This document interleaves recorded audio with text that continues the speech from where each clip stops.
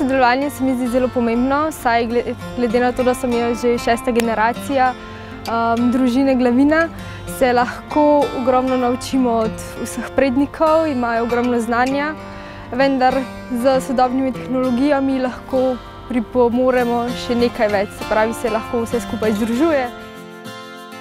Prav tako glede praktično vsega. Tradicijo lahko kombiniramo s sodobnimi stili, kar se izraža v novostih, v izboljšanih tehnik in vsega tega.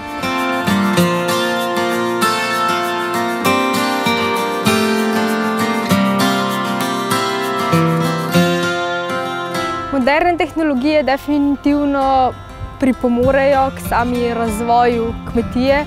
Poleg tega, če pogledamo, so sedaj svetovni mediji zelo pomembni, sploh kar se tiče socialnih omrežij, na katerem se trg definitivno širi, s tem se lahko nekako je dostopnost večje število ljudi, tudi kar se tiče iz drugih držav.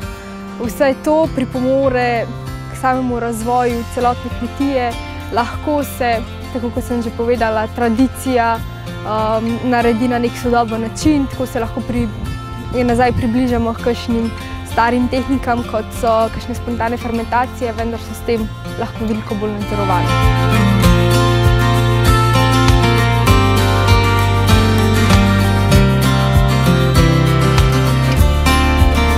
Definitivno se mi zdi, da je ogromno možnosti še za razvoj, glede na to, da sta to oba poklica zelo široka, se pravi od dejanskih delov v oljčnikih in vinogradih, kakor tudi potem sama klet, če naštejemo zraven seveda še promocije, degustacije, prodaja.